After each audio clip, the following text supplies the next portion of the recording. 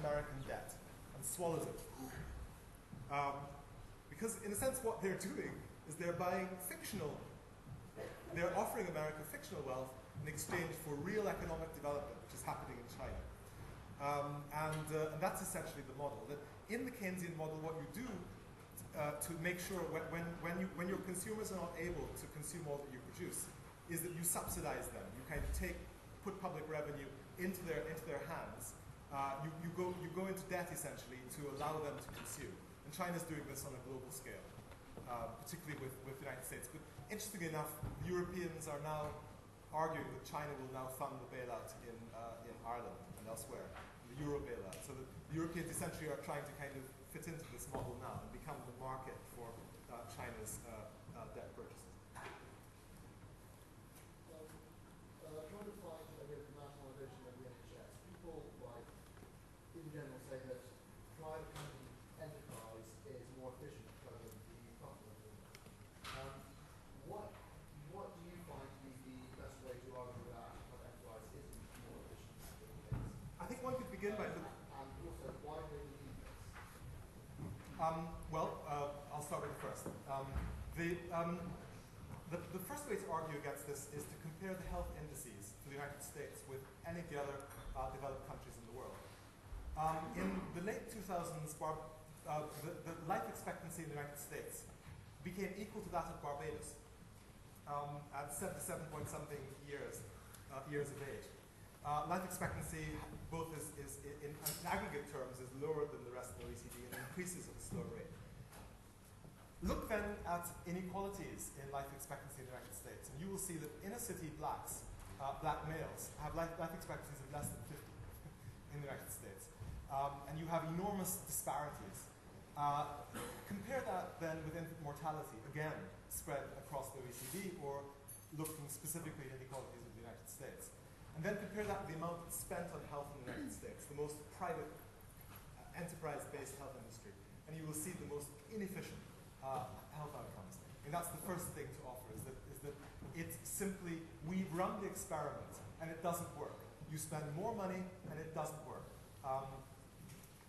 The other way to measure is to look at places, well obviously you compare it to places where there's high levels of public investment in healthcare. And I think obviously an extreme case would be Cuba, which is very poor, which has, at least for poor people, better health indices than the United States. Now, as to why they argue this partly out of blind ideology and because of the ways in which the marketist assumptions of the Thatcher period became a kind of economic orthodoxy in the 1980s and 90s and the first decade of the 20th century until 21st century, until the credit crunch.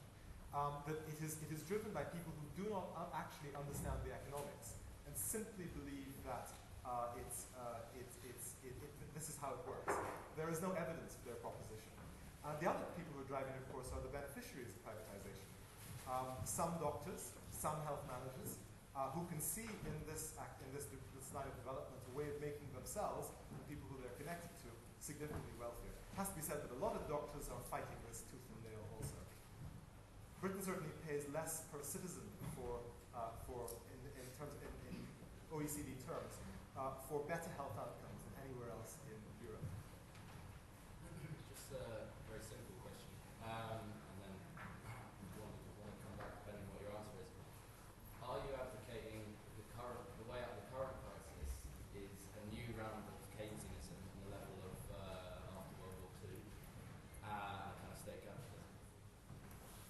I am advocating that we are now in a particular crisis, which has, first of all, our first objective is in fact to defend the kinds of Keynesian welfareist outcomes, and to really defend a Keynesianism for the poor as against the kind of corporate Keynesianism which effectively has been going on. I do think that beyond that we have further fields to trod and further horizons to travel towards. That we must remember that the journey of political democracy only came to a kind of climax in the 20th century.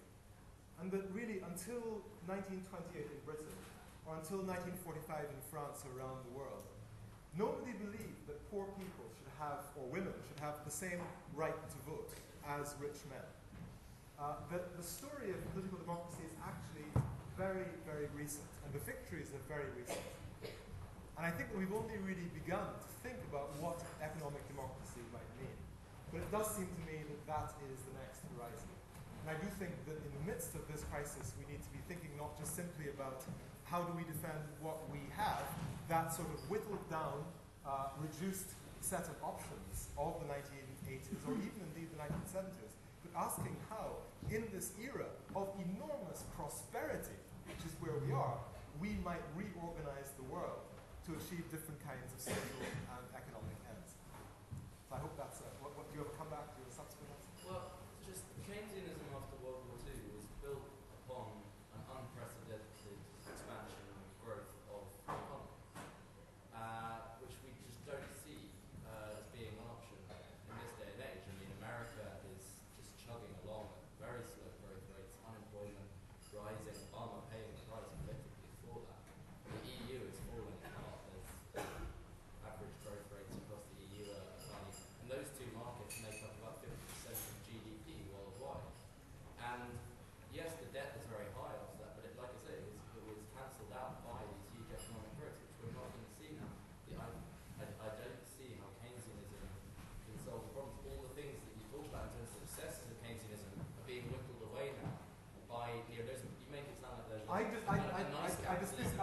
dispute your proposition that if you go around the Britain today or the United States, you will see people living in pitiful housing. You will see infrastructure which is collapsing everywhere. You will see, in fact, a variety of areas in which there is the need for massive investment, which can only be done economically by the state and by government. So that I also dispute the proposition that economic growth is, in fact, as weak as you suggest. If you look at some place like Germany, for example, Germany is the #1 exporter, and Germany has a very successful model of organizing its society thus far.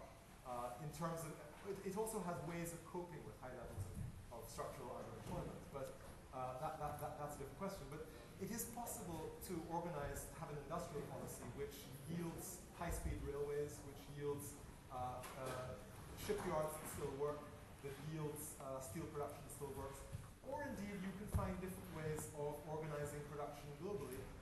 You can allow migration around the world. There are various ways in which the increased product which exists in the world today can be shared in different ways. So in order to do that, we need to nationalise presumably the banks which control investment. We begin by nationalising the banks. And make the state own all the companies, the utilities that we privatised in the first place. I think that's certainly a beginning. Excellent.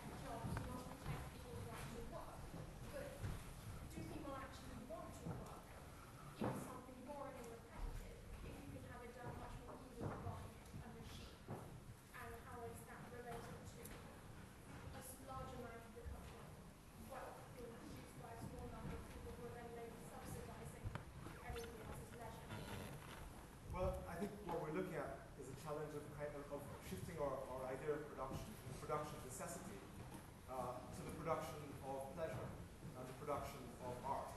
And that, for example, state intervention in the form of making it feasible for large numbers of people to be cabinet makers, to make beautiful pieces of furniture.